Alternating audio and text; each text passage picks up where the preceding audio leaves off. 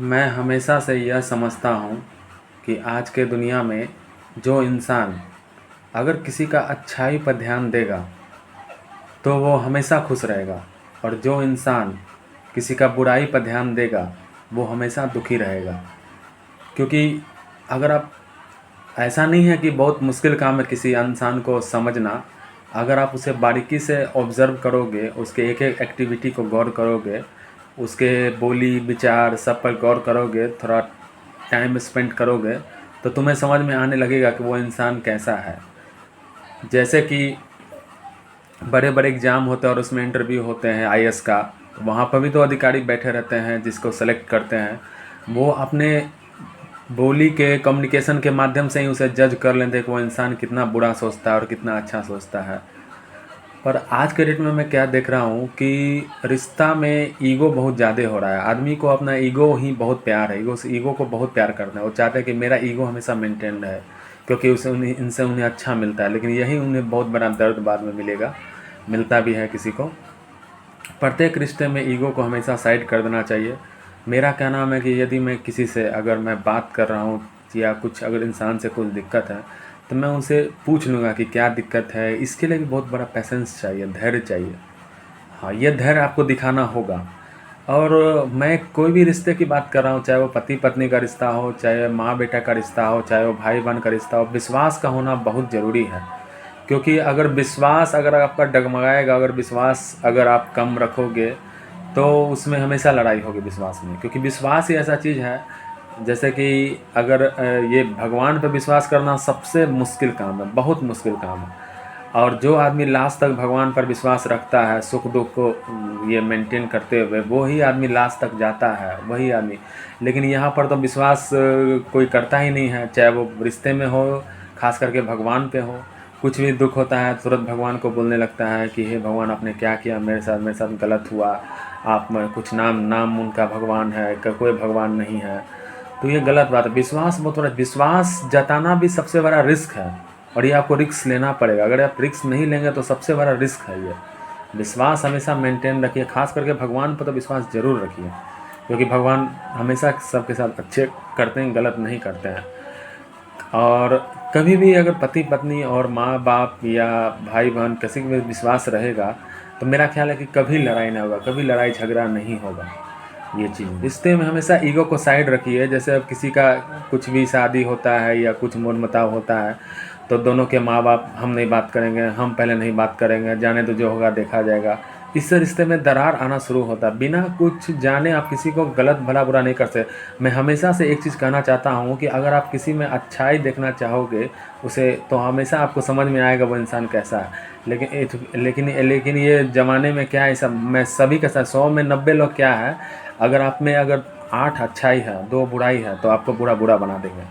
लेकिन ये नहीं समझते कि वो 8 अच्छाई और 2 बुराई, 8 तो बड़ा हो गया 2 से, तो ये तो हमेशा अच्छा ही बोलेंगे। लेकिन आदमी का स्वभाव है, आदमी का स्वभाव बुराई पर ही ध्यान जाता है। इसलिए यहाँ सभी आदमी परेशान रहते हैं, मेरे साथ ये हो गया, मेरे साथ वो हो गया।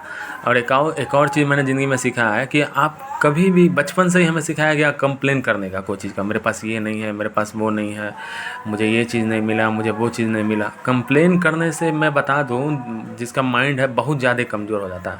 और आदमी अगर किसी एज पर हमेशा 30-45 साल का हो जाए, वहाँ तक कंप्लेन करे, उसका दिमाग बहुत बहुत बहुत कमज़ोर होते रहता है। इतना कमज़ोर हो जाता है कि उसे सॉल्यूशन कोई चीज़ नहीं मिलता। और कोई आदमी इस बात को शुरू से ही समझ ले, शुरू से ही सोचे कि प्रॉब्लम अगर है तो सॉल्यूशन भी है, अगर सॉल्यूशन के लिए हमेशा ध्यान दे तो माइंड उस सॉल्यूशन के रास्ते निकालेगा।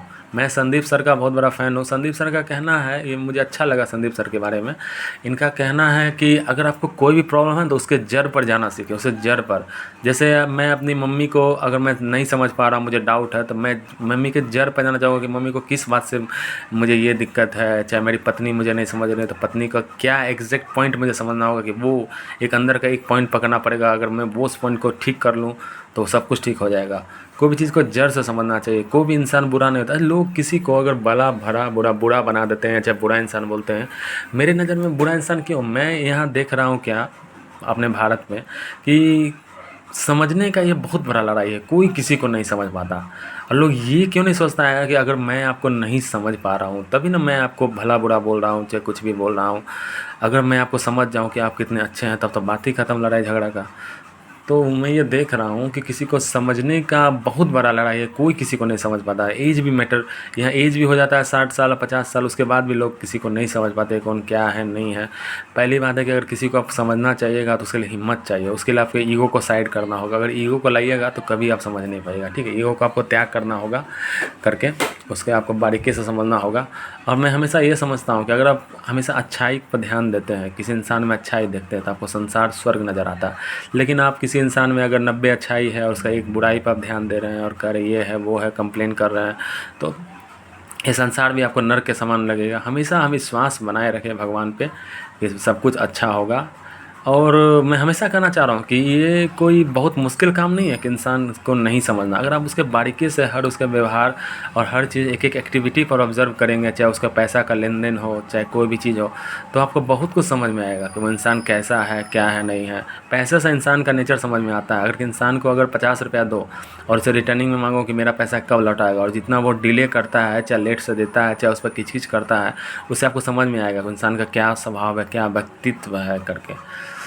तो मेरे ख्याल से झगड़ा लड़ाई ये सब नहीं करना चाहिए, इस सब में टाइम वेस्ट नहीं करनी चाहिए। ज़िंदगी बहुत उतनी भी बड़ी नहीं है, बहुत छोटी चीज़ है।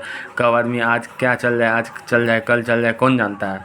लेकिन जब चल जाने के बाद एहसास होगा कि हम यही सब करते करते रह गए, दिन भर झगड़ा लड़ाई, ना मस्ती पर ध्यान दिया, ना कर्म पर ध्यान दिया, ना किसी का सेवा पर ध्यान दिया। तो मेरे ख्याल से आदमी का रिस्पॉन्सिबिलिटी आदमी को पता होना चाहिए कि मेरा कर्म क्या है। जैसे कि मैं एक लड़का हूँ और मेरा शादी हो गया और मैं अभी जॉब कर रहा हूँ, तो मेरा रिस्पॉन्सिबिलिटी है कि मैं अच्छे से जॉब करूँ, मेहनत से जॉब करूँ, पत्नी की सेवा करूँ, माँ बाप की सेवा करूँ, पूरे संसार की सेवा करूँ, भगवान का भजन करूँ, भगवान का नाम लो। यही मेरा सोच है। अगर इसी तरह सब आदमी अगर अपना अपना सोचे कि मेरा यह काम है, मेरा यह काम नहीं है कि वो मेरे बारे में क्या सोचता है, वो मेरे बारे में क्या सोचती है। मेरा यह काम है कि मैं कैसे रहूँ, मैं अपने कर्म को कैसे करके योगदान दूँ जिससे मेरे प्रभु खुश रहे।